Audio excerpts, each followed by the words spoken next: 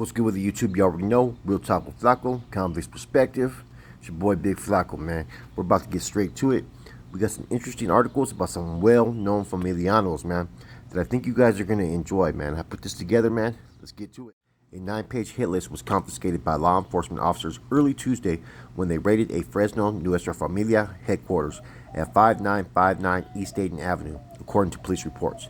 Many on the Sacramento list were called traitors, members of the Nuestra Familia who have fallen in disfavor. Many others are members of the gang's arch rival, MA, or Mexican Mafia. Others are members or sympathizers of the Aryan Brotherhood, a predominantly white prison gang. But prior to the discovery of a possible connection between the death of Roe and the Nuestra Familia, only one Sacramento homicide, the February 17th gunshot death of Ellen and Delijah, was attributed to prison gang activity. In Fresno, about 24 killings have been linked to Nuestra Familia in a year and a half, most of them so-called housekeeping executions. One of the two suspects in the Roe slaying, James Mauro Perez, 27, gave the Dayton Avenue address as his residence when he was arrested Monday in Delano with 3 other men suspected of having familia ties. There it goes. That's James Conejo Perez, the one and only. He's been around for a while, man, active in the mix. The other case was an MA hit, that female Andalaya. Roe was Perez's brother-in-law, and police here said the two also were partners in crime. They were convicted for a Sacramento burglary in 1976. Roe entered the state prison system on June 17, 1976, and was released October 21, 1977, after spending most of his term at Susanville and Vacaville State Prison. Charged with Perez in the killing of Roe is Alfred Reyes, 21, of Bakersfield, who was also described by police as a member of Nuestra Familia. Fresno investigators have information Perez, also known as Conejo, was in Fresno and possibly was involved in the December 9th armed robbery of a southeast Fresno house. The assailants left in the victim's car, which later was spotted December 13th by officers on a stakeout of another gang hangout. 2 men believed to be Nuestra Familia members were arrested by police after a short chase and shootout. A man in the car escaped. Next case, man, is going to be about a 16-year-old kid who's well known, man, who's now an adult, man, who was a major factor within the NF, a straight hit, man, and now current general. Let's get to it right now. Woodland.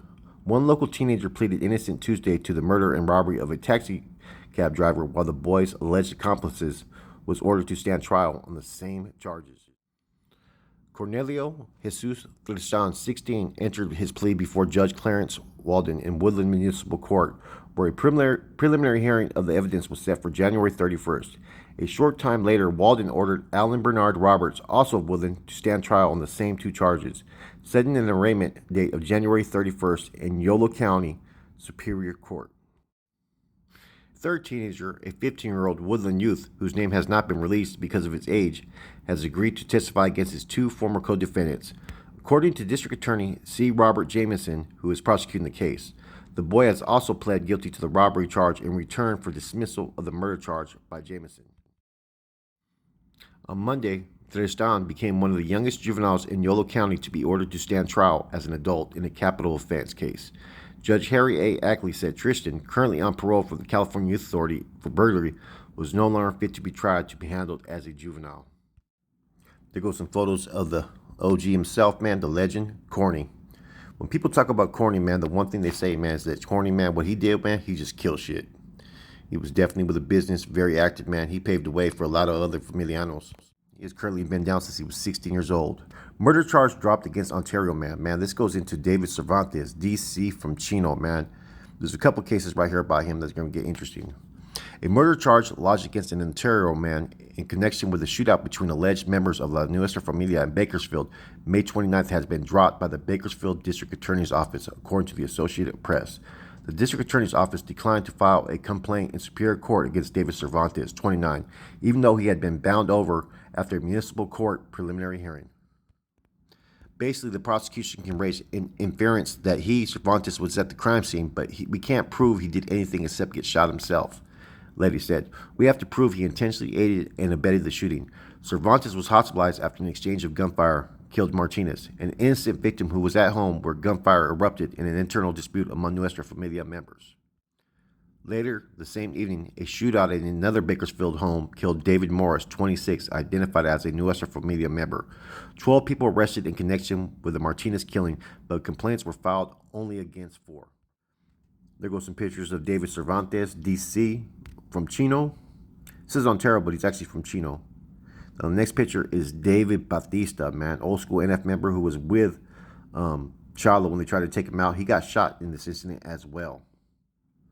2 Fresnans indicted in a current gang killings. This goes back to the case we just read, man. 2 Fresno men and 5 other men linked to the Nuestra Familia prison break gang were indicted here Wednesday on murder charges stemming from a shootout a year ago.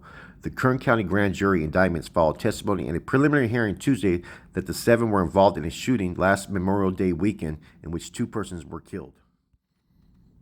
Raymond Duran Perez testified at the preliminary hearing that Adrian Vindiola and Samuel Venegas, 32, both of Fresno, planned the killings.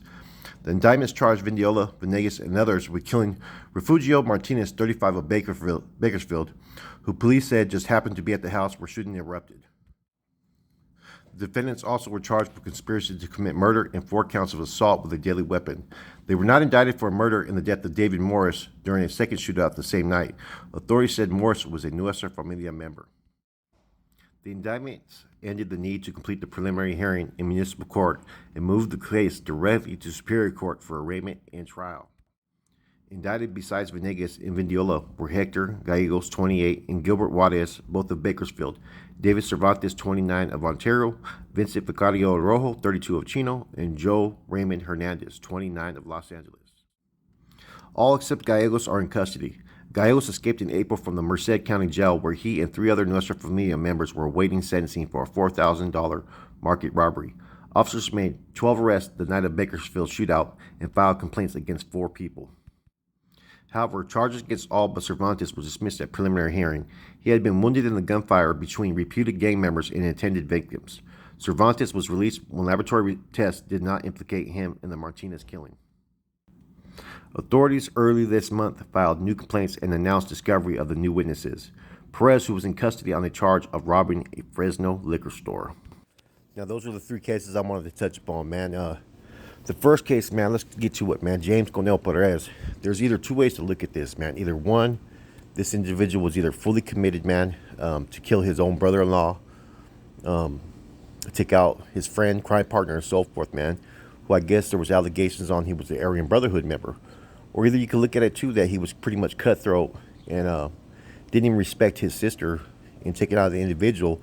And maybe this was used as a crime of benefit to him. Maybe the dude was an Aryan Brotherhood member. I don't know the details of it, man. It's just one of those things that you can take from afar and look at it from different perspectives and so forth, man. But definitely, though, man, as you look at the time era, man, the NF was very active in different regions and were committing crimes everywhere. You know what I'm saying? I mean, these cases kind of symbolize what the NF was about during the 70 time era. And this is where it goes from there. You know, Conejo, man, allegedly it's been, discussed throughout history that he took out his own brother-in-law that was an Aryan Brotherhood member. So if this is true, it just shows the level of commitment that he had. I didn't know that this was one of his ex-crime partners, though, which makes this case even more interesting, man. Now, as far as the next case, Cornelio Tristan, right?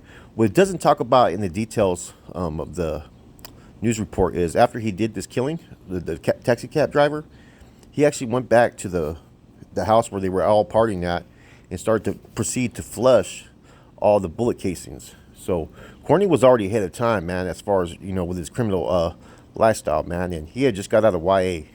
And I think, man, since the age of 12, he's only been out maybe 6 months. So he's been down approximately like 46 years now, man. Talk about a level of commitment, man. When you talk to a lot of NF members about Corny, old school ones, right? Ones that were there before him, all they have to say about him is that Corny, man, he straight kill shit. Straight savage, straight beast, man. And, the level of magnitude to this type of crime, man, just shows his type of commitment, man, that, he was a criminal. You know what I'm saying?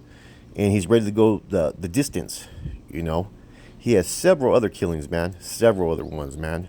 I think he at least has maybe approximately 5. There's 3 that are known, you know what I'm saying? But there's about 2 other ones that are not known. Now, D.C., David Cervantes. That case is kind of interesting, man, because That was Memorial Day weekend.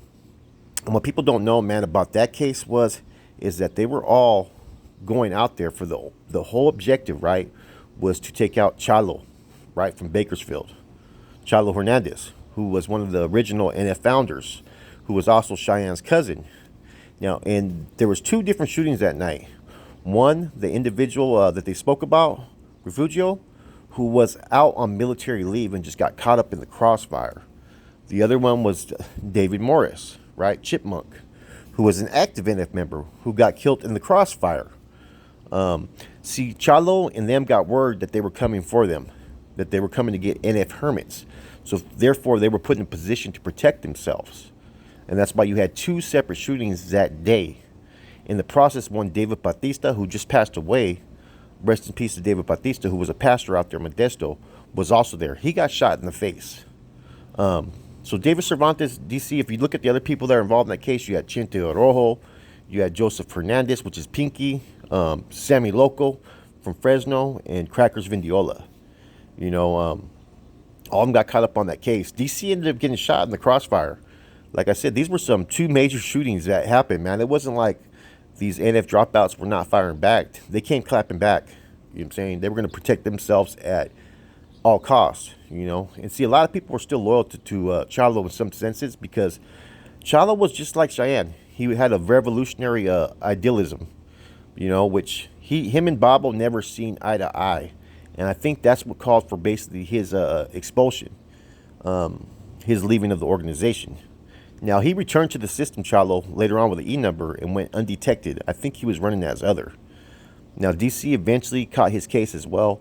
Pinky Hernandez, I looked for his case, man. He ended up catching another murder case that happened in front of one SSU agent, Louis Hoguin.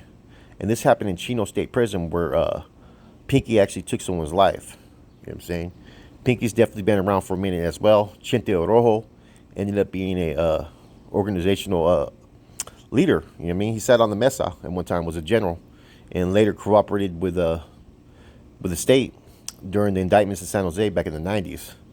We already know the story about Sammy Loco and Crackers. You know, Crackers, you know, ended up becoming a supporter of the Fresno Bulldog F-14 push that occurred in the early 80s, because he was having difficulties of, you know, relationships with a lot of NF leadership at that time, particularly San Jose, which led to him, you know, leaving the organization or being put on bad terms and aligning himself with the Fresno push. You know, so these are both all cases, man, that are really kind of interesting, man, and say a lot about the time era. You know, I'm going to do a little bit more follow-up cases on other individuals in the future. You know, I've been out moving, so I did all these videos while I was on the road. So bear with me. You know what I'm saying? I'm going to kind of go back to the old format and do a lot of the basic, you know, recent topics as well, man. But I figured like the last week or so, it was easier for me to do these old school articles, man, which is pretty interesting though, man. And it goes to show what type of agenda and what type of activities the NF were involved, man. I mean, you know, in one of the court cases, it says that the NF got in a shootout with the cops. That's what that last night was about. Now look at that picture, man. That's Corny, top row in the middle, in a white shirt, 16 years old in DVI. You know what I'm saying? I already had a couple hot ones on his, man. You know what I'm saying? Anyways, man, I hope you guys are enjoying this content, man. I'm going to continue to push. I'm going to get back to things, man. I had a long weekend, man. I must have drove about 3 days, approximately like 36 hours, guys. So I'm going to be back to it, pushing a lot of content, man. I hope everybody has a positive day. And I hope you guys are enjoying these articles, man. Because I did a lot of research to obtain these records and so forth, man. And I could get some of their old case records, and which I may do. But I'm probably going to post that on Patreon, because when it comes to court cases, man, they're all long, extensive details and so forth, and a lot of jargon that's in them, man, that you guys may not find interesting, but you may find it interesting reading on the Patreon, man. So tap into that, man. Other than that, man, you know, these are 3 current leaders within the NF. 1 in the state, 2 in the state, 1 in the feds, you know. But, you know, the Conejo situation just I found very intriguing, because I want to know what his intentions were behind that hit. Was this dude really an Aryan Brotherhood member, or was he just doing a movida because it benefited him? You know, I mean, this is his crime partner, his brother-in-law, and so forth. I mean, How do you repair a relationship, with your sister after killing her husband? How is that even, plausible? I kind of was looking at that from like knowing everything that we've heard about Conejo. It just makes you raise questions whether this was a righteous pegada hit or if it was just something that he was doing on a scandalous movida. I don't know. You know what I'm saying? I don't know Cornell personally. I just heard a lot of negative things about him, man. So it always makes you question everything. But with that said, man, it's your boy Flacco. Real Talk with Flacco, a convict's perspective, and your boy is out.